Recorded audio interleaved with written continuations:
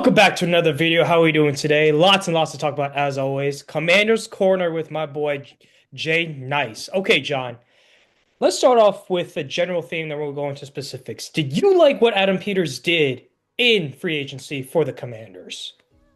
Thanks, Eshaw, for having me back. It's been a while. Yeah, no, I think it was a little slow at first, a little quiet. I think some fans were getting a little restless. You want to see the big name signed right away. But no, I think I was happy with it. I think with a healthy Jaden, your fingers are crossed. You have a healthy Jaden. That the biggest issues were on the defense, right? Even the year in 2024 when we made the run, the defense was always the issue, right? We just had to outscore teams with a elite quarterback, and we were able to do it for all the way to the championship game. But the defense is the weaker side of the ball, so I think him addressing those concerns right off the bat with all those signings I was happy to see it. And let's go over who he tried to sign first. For all the doom and gloomers and they want AP fired, they want DQ fired. Come on, bro. Like, we got to beat this bush again and again. AP is a very smart dude. He knows what he's doing. Just give him some time. Howie wasn't always the deal maker he was in year three. AP is miles ahead of Howie in year three compared to Howie's year three. So let's get into it. He went after Alec Pierce, offered him 30 million a year, which is the same as Terry, so it probably would piss Terry off to have Alec Pierce come in.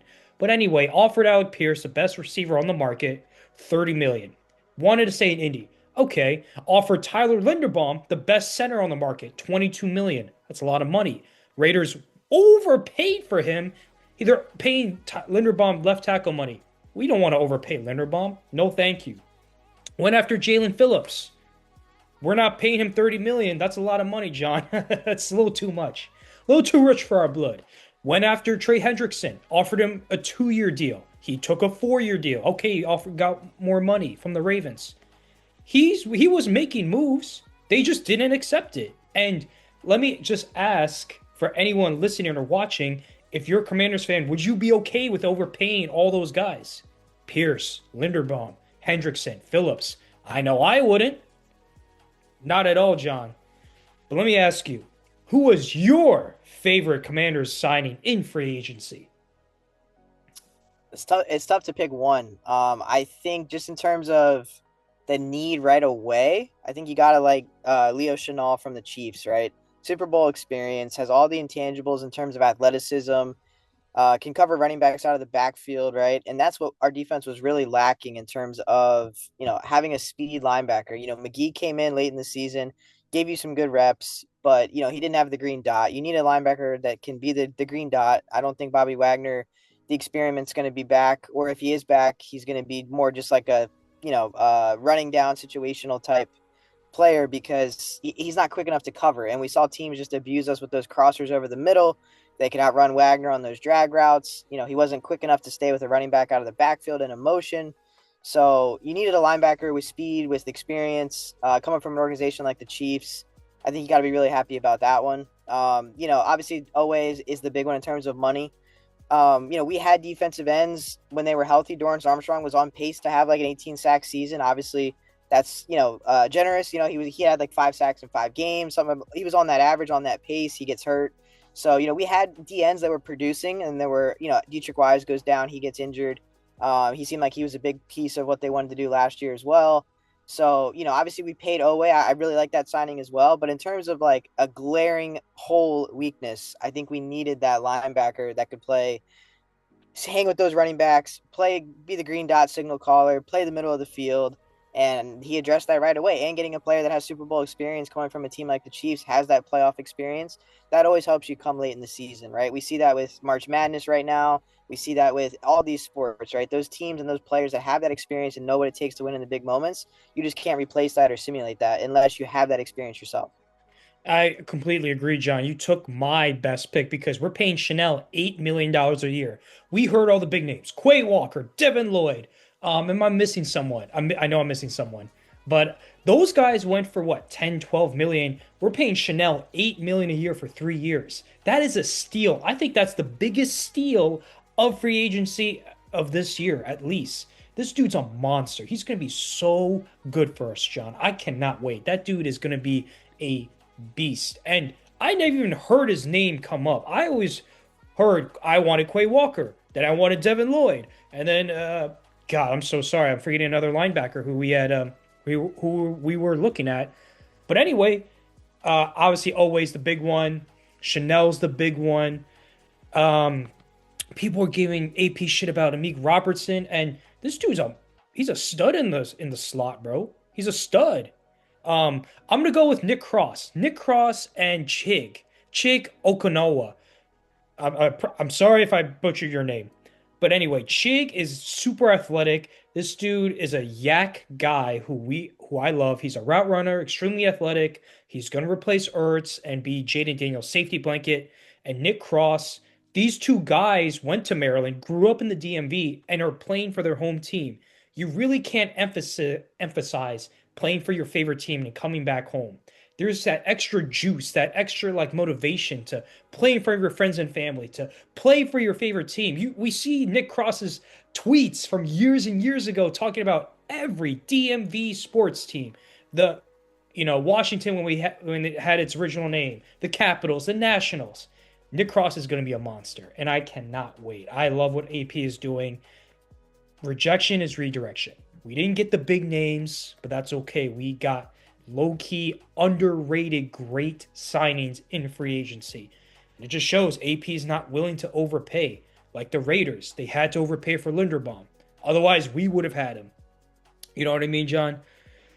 Okay, so let me just go off for Rashard White really quick. This dude is getting paid $2 million a year.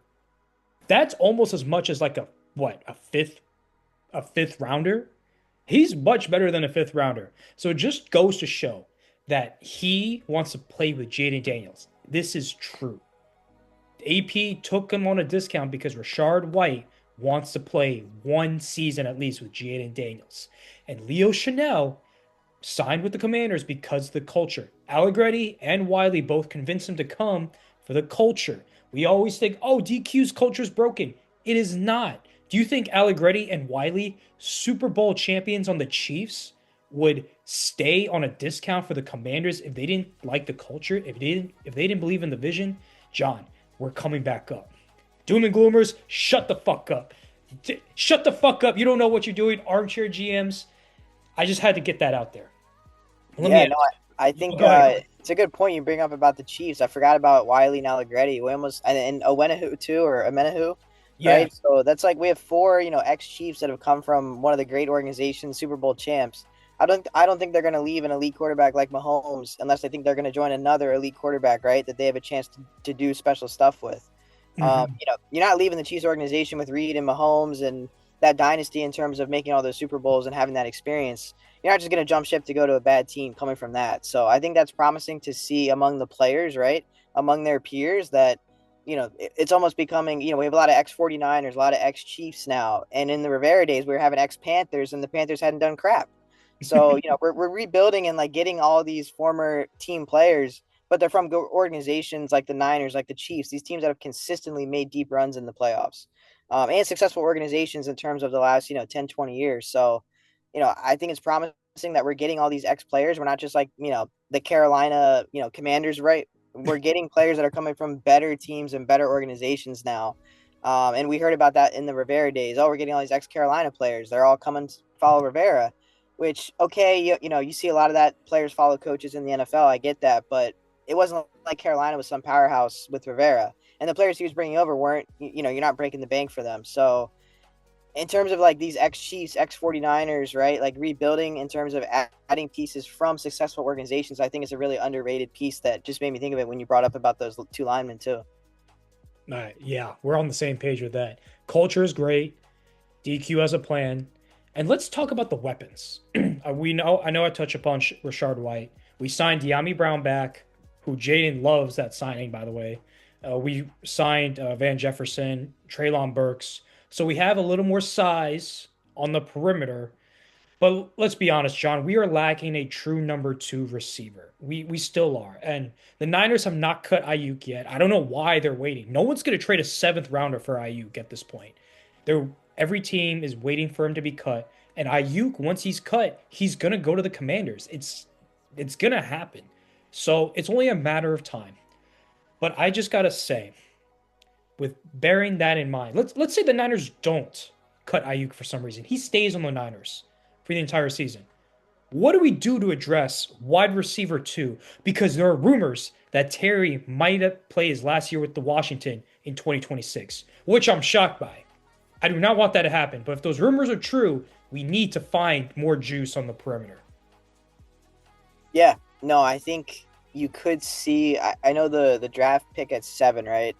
You have 4 running backs right now in the room. There's talk about that doesn't rule out Jeremiah Love. You have a lot of these guys on 1 year deals, so nothing's really long term. I think you could see an option too of drafting Carnell Tate. You really can't seem to go wrong with taking an Ohio State receiver in the draft based on recent history. So yeah, I could see them drafting a receiver like that. I think Tate has the potential based on all the other Ohio State receivers we see go to the league. More often than not, they hit and they become successful starters and players in the league. So I think you could see them going Tate at 7 since they've addressed mainly defense in the free agency signings early on so far. And, I've heard another rumor on the radio of Stefon Diggs maybe trying to lure him back home to play for his local team with all the other Maryland guys, Chig and Nick Cross coming over. So I think that's a possibility too. That's not a long-term answer though, right? Diggs is only getting older. He might still have some successful years in him, 1 or 2 maybe.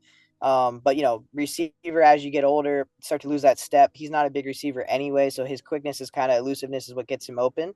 And if he's getting older and he's lost a step, he's not going to be as effective maybe as his years in Minnesota a couple years ago. But I think I could see them drafting Tate.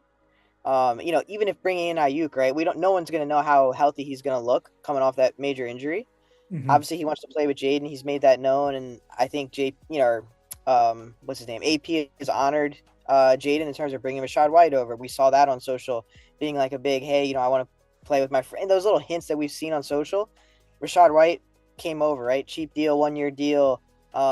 He's basically a younger McNichols, right? Give you pass protection, can catch it out of the backfield. So I think in terms of addressing that number 2 receiver, I think even if you were to sign someone like Diggs, obviously I love Diggs being a Maryland guy myself, but I'm not super big on that signing because that's not a long-term answer there.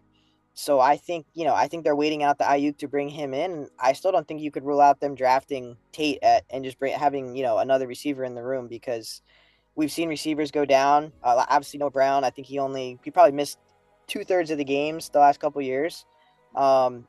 Receiver is a position that can go down pretty easily. So I think you can never have enough edges in receivers to me, or defensive line and receiver.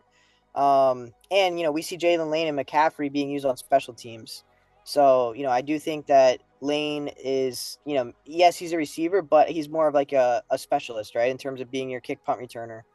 Same thing with McCaffrey, right? He was getting some run at receiver, but I think at one point he was leading the league in kickoff return yard average until he got hurt. So those guys are more special teamers. We've seen a little bit of McCaffrey pass catching a little bit more than Lane, I think. But yeah, I mean, you don't have a long term answer there. I don't even know if Ayuk is going to be the same player he was before the injury. So I still think they're going to do something at receiver, either address it in the draft, maybe not even at 7, maybe a later round receiver, something like they did with Lane, take a late flyer on a guy that you think has potential to be a contributor, even just on special teams. But yeah, we still need to address that number 2 receiver. Obviously, Treylon Burks had that great catch against Denver in the end zone that made, it's still my lock screen on my phone. It was just a, shining moment right there, picture perfect. But, he hasn't been proven been able to stay healthy, right? He stayed healthy for us. He missed a couple games with that broken finger. It's kind of a freak injury, not like a lingering hamstring type thing we see with these receivers. But yeah, you still need to address that for sure. Yeah, I completely agree. There's so many options. I think what AP did really well, we can take best player available. We do not need to reach and let's say we didn't get Chanel, we have to go get Sonny Styles, or we didn't get Nick Cross, we have to take Caleb Downs. Like we can pick anyone. Even Jeremiah Love is a pick, but the 4 blue chip prospects, in my opinion, are can't miss, and we have to rush to the podium with that card. It's Sonny Styles, in no particular order, by the way. Caleb Downs, Jeremiah Love. Oh my God, am I missing someone? I'm gonna go Delane. I'm gonna go Delane and then Tate as 5. Tate's is just a step below because I don't know if he has. I know like Terry McLaurin and JSN, they weren't like big. They didn't produce big stats right at Ohio State, and but they turn out to be great receivers in the NFL. And then on the flip side, Marvin Harrison was great at Ohio State, but he's turning out to be fucking mid in the NFL. So I don't know with Tate. It's really hard to kind of determine. But the first four I mentioned, I think are can't miss guys. You have to rush the podium to get those four. I'm not so big on Ruben Bain or David Bailey if they're available. I'm really not. I feel like we did enough to address edge in free agency where we don't need to draft those guys. But I would love a Caleb Downs as our free safety. I would love another. I don't know what position Sonny Styles would play. I would love a Sonny Styles, bro. Dude's a freak athlete, and that's AP's type anyway. Raw scores are off the charts. Um, who else? Jeremiah Love. He's probably the second best player in this draft. You can't pass up talent like that. And Delane.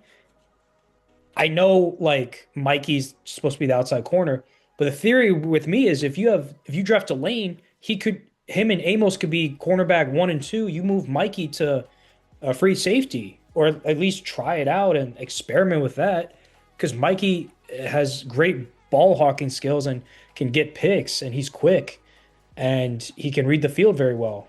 Plus, he was a receiver, so he has great vision. And then you have Amik Robinson in the slot. Um, so yeah, that's what I would say if we draft Delane. I know some people have us drafting Delane, not. I mean, who are you personally targeting, John? If you were playing armchair GM? Yeah, I think Styles, Sonny Styles, or Tate. I think just based on taking Ohio State players in general. And then in terms of the receiver, the track record with Tate, I understand your concerns too, but I think if you add Ayuk, you got Traylon Burks, you just kind of throw them all in the room and just hope someone emerges as that number two over camp over the summer. Um, and yeah, I mean, I think we can never have enough. You could always use another linebacker, right? Sonny Styles. No one really knows, right, what this defense is going to look like. What's the new DC? Is it Durante Jones or so no one really knows what his defense is going to look like in terms of, is it 3-4, is it 4-3? What are these linebackers, kind of the Frankie Luvu types? Like, are they outside linebacker? Are they hand in the dirt, rushing the passer, defensive end, right? So we don't really know how it's going to look. But yeah, I mean, Styles is a freak athlete. Just add him to the room, right? See what the defense is going to look like. I'm sure they're going to do a lot of the exotic blitzes that Flores did in Minnesota. We have like 6 or 7 guys on the line, and then you don't know when they're going to come and they're going to drop back. They're probably going to do some exotic stuff. So hopefully, I don't know how that, if that, in terms of the exoticness, I don't know if maybe it might take someone like a rookie to get adjusted to that in the NFL, because I don't know the X's and O's behind the scenes to know if he ran something similar to Ohio State, or is this defensive scheme that this guy's going to employ going to be a little bit more complicated for a rookie? So then maybe you want to draft Styles because you got Leo Chenal coming from the Chiefs who can mentor him and take him under his wing, and you hope he's kind of Styles as the linebacker for the future, and Chenal, maybe you re-sign him on a longer deal, right? He does a lot of these kind of 1-year prove it deals, but you have a vet in the room now that has Super Bowl playoff experience with the Chiefs. So if you draft Styles, you got a perfect mentor for Chenal to kind of take him under his wing and help him learn in the NFL, learn the system. It's going to be a new system for all of our guys, and it can't be much worse than what we had last year, right? So I'm excited to see what this new defense will look like. Yeah, I am too. It looks like running a 3-4, which is kind of interesting because Deron Payne at least prefers the 4-3 because he can tap two gaps instead of one. But I think a 3-4 would honestly create more disguises, some more exotic blitzes, like you were saying, some more like coverages. Like, is Frankie Louvu? It's listed Frankie Louvu as another inside linebacker, but we know he's like outside, so it's kind of interesting because Dorrance Armstrong is technically a linebacker, like coming off the edge, just in the 3-4 package. I'm just basing off the 3-4 package. Obviously, our nickel is going to look different. We're just going to rush four with like Armstrong, Owe, probably Frankie, and like I would argue Johnny Newton is a better pass rusher at this point than like Deron Payne to rush the passer. And obviously, we can have Payne, Settle, and Kinlaw for 3-4 base packages to stop the run at the very least, because that's why we signed Tim Settle back. Shout out Tim Settle. Always loved that guy.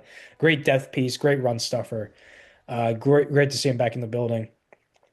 It's it's kind of interesting because the Oregon safety is there for the taking, and I love him. I think he's going to be a great player.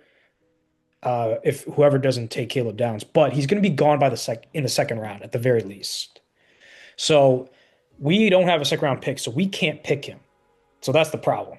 We have to trade up, which I don't see us doing at all. So might have to go another year of like we're not great at safety because I don't know what they're going to do with Quan Martin. I really don't because I really want Caleb Downs to like kind of shore up our secondary.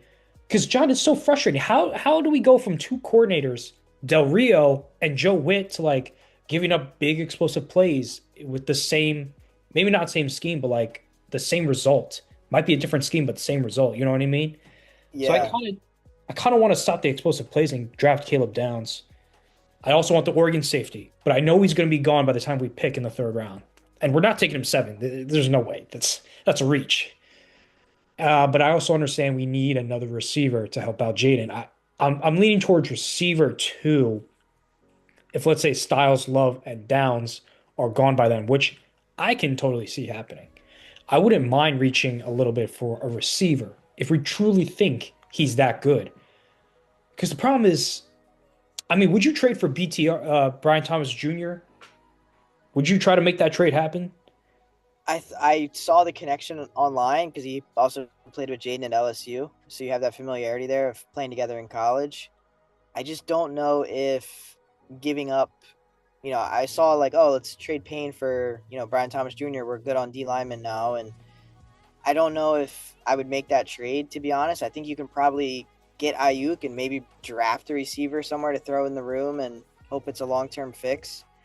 We saw a really good rookie season from Brian Thomas Jr. And then last year was, I think he was dealing with some injuries. I don't want to speak on, I can't, or not, don't follow the Jags that closely, but just from what I've heard, it was like really good rookie standout season and then kind of struggled last year, right? We saw the Jags bring in Dami Brown, who was a healthy scratch in the playoffs, now back with us. I think he had his best years with us in terms of, he had some really nice catches in the Detroit game and in the playoffs. So, yeah, I think I just don't know if I'd make that trade, to be honest. I haven't seen Jaden pushing as hard or like kind of Brian Thomas sharing those things on social that we've seen with Rashad White and Ayuk in terms of like hinting he wants to play with Jaden. So, I don't know if I would go there, right? Yes, they played together, but it seems like just from the naked eye that maybe Neighbors and Jaden were a little bit closer in terms of that team. So, yeah, I don't know if I'd make the move, to be honest. Interesting. Yeah, it's giving up a lot of picks. Plus, he was a first rounder. We don't have the picks or the luxury to give that up. I agree with you. The one guy I would trade for is Neighbors. Neighbors wants to pay with Jaden, and that's going to happen sometime in the future. The problem is the Giants have him for at least 7 years if they put the tag on him after his fifth year.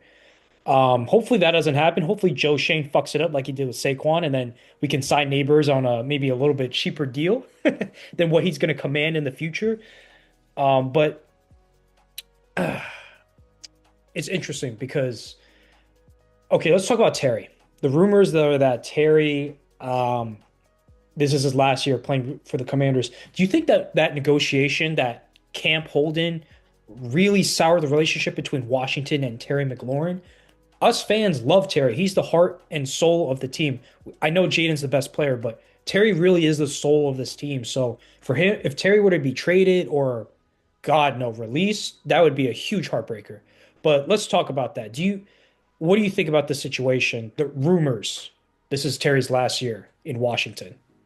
Yeah, it's definitely a little upsetting to hear. He's one of those guys that, at least for me personally, I would hope he's a commander for life. He's been through the bad years, all the bad quarterbacks he had to deal with throwing him the ball, and now he's finally got a franchise guy. And if that's when he leaves, obviously new management, new leadership kind of could contribute to that. We know about the hold in. Um, he dealt with some injuries last year, as did most of the team, as did Jaden. So last year you can kind of put an asterisk next to it. No one really is going to have these standout numbers, or can't really judge last season. But obviously the hold in definitely seems like it affected how he feels about the organization in terms of the management and looking out for him. You're never going to fault a guy for looking out for himself, advocating for himself, trying to get more money, trying to get paid. He's by far been our number one receiver for probably ever since he got drafted and kind of broke out onto the scene. definitely our best receiver, I would say, since like the Pierre Garcon, Deshaun Jackson days with Kirk Cousins. So I think he's definitely worth receiver one money. We've seen when he's in there, he's not the biggest guy. He's not probably the fastest either, but he just finds ways to get those contested catches, get open, quarterback's best friend, kind of safety blanket. And yeah, I mean, I hope that he would stick around, but it does make you wonder with the whole Holden if he isn't, if he gets something better out there that he would leave and can't fault him if he wants more money, but I think the fans would be pretty disappointed in terms of, we'd always want the best for him, but we'd hope the best is here with us in DC. Yeah, I hope he takes, it's not a discount. Does he really want 35 million? I mean, Justin Jefferson commands that. And Justin Jefferson is an elite superstar. Terry McLaurin is elite. And but Justin Jefferson is at least a level or maybe two better than Terry McLaurin. Sorry to say, but you know, I would have feel comfortable paying Terry like 32, 33 million. Well, he's getting paid on average, what, 30 million the rest of his contract, which is fair, I think. Maybe a little undervalued, maybe like a little, but is 3 million, 2 million, a million gonna like mean the difference for you, Terry? Like, seriously, you gotta pack up, move to a new city, new state, move into a new house, new mortgage, new team, new facilities. And I know it's an adjustment. You have an adjustment for like 2 weeks to a month, and you're fine, but you still gotta move. Moving and packing's a pain in the ass, bro. I can see why Alec Pierce wanted to stay, bro. He has his house. He's got his wife is probably settled. He just wanted to stay in one place. I get it. Moving sucks. So I'm just asking Terry. Terry, Alec Pierce stayed for a little less money. Like, is 1 million really gonna make you that much happier? Like, I really question that, bro. Yeah, I mean, like 1 million to us is like, wow, that's a lot of money. But when you're talking 30 mil, right? 31, 32, it's like, I don't think a million is necessarily in terms of money, right? I think it's more just the principle of like, do you value me, right? Do I feel valued here? Do you think I'm worth the money that I think I'm worth, right? And if there's a disconnect, then I could see him leaving. But you're right. I don't think I would have paid him Justin Jefferson money. He's definitely elite, but he's not that level, like a top five. I would even argue Terry's probably not a top 10 receiver, but I would say he's Ooh. top 20. But I think he's elite, but I don't think he's the Jefferson, the Jamar Chase. I don't think he's at that upper echelon, even JSN. Based on last year at least. So yeah, I mean, I love him, but you're right. A million at that level, when you're already talking that much money, a million isn't a make or break. But to us, a million's like, wow, that's a lot of money. But to them, it's like they're dealing with 30 mil. At 30, they're dealing with double digit millions anyway. So it's a little different. Yeah, definitely a little different. We don't have that much time left, but we can still keep talking, bullshitting, and these theories. So let me ask you, John. I was kind of combing the subreddit during free agency, and everyone's like saying, "Oh, fire AP," and we already talked about that. Why do you think people are such doom and gloomers, especially in this fan base? Is it like this everywhere else, or do you think Snyder really did a number on this fan base and this community? I think it's a little bit of both. I think you have, well, there's idiots everywhere. I think you have idiots and doom and gloomers everywhere. So I think there's a little bit of that with every fan base. I think probably the thing that contributed this year, at least from my perspective, is we heard online or people were tweeting like there's gonna and like not local reporters, right? Not like John Kimes and the people that are kind of our beat reporters for the bigger networks. But we saw it from, just bigger network kind of national people saying like, oh, the Commanders are going to make fireworks in their free agency. So people have that expectation of like, oh my God, I'm hearing this on a national level, not just a local level and the beat reporters. I'm hearing this from national pundits and media people saying, oh, there's going to be fireworks from the Commanders this, free agency period. So then when those first hours start coming and you see all these big names going elsewhere, you start to be like, well, where's the fireworks? Like, we heard fireworks. And then I think Amik Robertson might have been the only signing on day one or kind of the first half of day one. I can't remember how it all happened. So then Mhm. people are like, oh my God, that's the firework. Like, you got to be kidding me. And people are quick to overreact. And people aren't patient anymore, right? We have attention spans are getting less and less. You see the numbers on social media. And, we study that at my work. We look at that, like how long is the engagement on a video, right? And it's getting less and less. People have short attention spans. If you don't hook me early, I'm leaving. I'm done. So, I think it's a little bit of that too, in terms of our society as a whole is getting more impatient, right? We want to see it. I want you to tell me right now. I don't want to have to read anything and read the instructions. Just tell me how to do it. Give it to me right now. So I think it's a little bit of there's idiots everywhere, doom and gloomers every fan base, but also we had that expectation of there's going to be fireworks. And then when there wasn't a firework right at maybe on 4th of July, if there's not a firework right when the sun goes down, people don't panic, right? It's coming. It's got to get darker, right? It's 4th of July. They're going to be fireworks. Just be patient. So I think that's kind of what happened with what we saw. It's like there's going to be fireworks. We see Amik Robertson, you see these big names going elsewhere. It's like where the hell are the fireworks, right?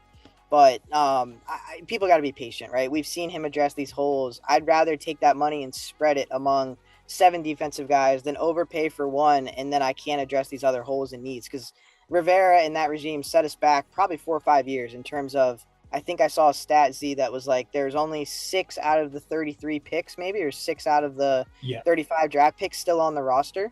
it's really bad. And that It's just horrible. shows, yeah, yeah, you're right. It's horrible, and that just shows that not only did you not get a starter, you didn't get a guy that's even on your team anymore. They're not even contributing, and some of these guys aren't even in the league, so they're not even good enough for someone else to take and take on, right? So it's a little bit of a kind of the past weighing on you, right? We saw Rivera f up the drafts and whiff on first round pick after first round pick.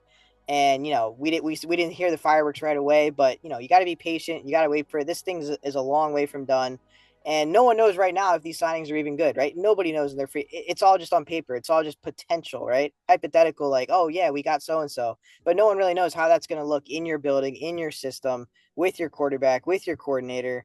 No one's really going to know if these signings pan out until literally like probably halfway through the regular season. We'll get an idea of the stuff that's working and maybe the stuff that we already maybe regret, but it's people just freak out way too early. You got to be patient. You got to wait for this stuff to pan out. There's so much ball. There's so much time until we really start getting into training camp and hear the stories and the media people reporting from camp like, oh, so and so looks great, or so and so's had a really good interception. So and so had a really good catch and looked really good. So it's just so much potential, right? People just get on my nerves because we're so quick to react to everything. Not even just with this, but just in general, right? Be patient, let it play out. We'll see what happens. I got more promise and potential in this new regime than I did in the past one. I'm sure you'd have to agree. I completely agree. And AP was a signing that I really liked, and I know people don't really kind of track GM signings. I mean, the way he talks is the way even Ben Johnson was talking at his presser before the playoff game about AP. He was blushing, he was giggling. Like, I think Ben Johnson really liked AP. I don't think Ben Johnson liked Bob Myers, maybe Magic, and Josh Harris because they did come from the Sixers in basketball, and maybe Bob Myers did have a bigger voice than what we thought. And I think, Ben Johnson probably felt it was a basketball organization. You know what I mean? But I think Ben Johnson did and respect AP. And Mike McDonald's wife was a former Washington cheerleader under the Snyder regime. They were never gonna come here, bro. Never, even for $1 billion, bro. No way. Even God forbid, like, people were stalking Mike McDonald's wife, at the fucking calendar event, whatever. But like, she knows her friend. They talk. There's a network. There's a community with the cheerleaders. So he was never going to come. So the first two options were off the board. And then we went with DQ. Plan C, okay, but it's worked out. I think it's successful. And AP's a really smart guy. He's come from the San Francisco. He's highly sought after. He even admitted it himself. This dude didn't interview for many teams, even though they wanted to. He had his choice, and he chose the Commanders for a reason. And I think you answered my question, John. If we had overpaid for Alec Pierce, Linderbaum, and Jalen Phillips, we would have them, right? But they'd be overpaid. Alec Pierce, he's never had more than 1,000 yards until this year. No All Pros, no Pro Bowls. Linderbaum's great, but do you want to pay him 27 million a year? No.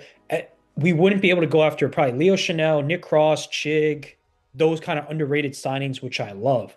We still have like 50 million to, I mean, shit, who could be available next year who we could overpay a little bit? You know what I mean? Yeah, and I don't think you need to overpay for a guy like Alec Pierce because we've seen Jaden take a cast of receivers like Zacchaeus, like Dami Brown, like Terry, like Noah Brown, right? And take that team to the NFC Championship. So when you have an elite quarterback that can elevate those receivers, you don't need to overpay for a guy because I can get a guy on a cheaper deal and my quarterback will help him look even better than maybe what he is because he's putting that ball in the perfect spot every time or they've got that connection. So that's a good point too. I'd rather not overpay for a brand new guy like that, especially a receiver. Same thing with center, right? We've seen Allegretti been able to step in and do center. We're still not sure if he's going to be center or if he's a depth piece and they're going to draft a center later in the rounds and maybe be the future. And Allegretti does like a stopgap center this year, but I'd rather not overpay for those guys because, especially receiver, I think Jaden can elevate a guy. And then a center, right? You can kind of get away with your center being a little bit weaker blocking because, you got help on all sides of you, right? You got to secure the tackles since, you're coming around that edge is a lot more important. So I think you can get away with Allegretti playing center this year and you want to draft a center for the future. And yeah, I don't want to overpay for those guys because there's so many holes, right? We're not just one linebacker, one defensive end away from a Super Bowl. We had to address all these holes, so I'd rather spread that money out. Yeah, I completely agree. And honestly, guys, we're 1 year away from being an elite team. I think on paper, at the very least, we're going to be a good team. Maybe great. Depends on how well the scheme is, how well if guys can step up and play past their potential. We'll see. But anyway, thank you guys for watching so much. Like, comment, subscribe. What we should talk about next. I'm Z Shaw, I'm Jay Nice. and we'll be back for Commander's Corner probably around draft time. So in the meantime, deuces, we'll catch everyone later. Don't miss us too much, by the way, DMV. We'll be back.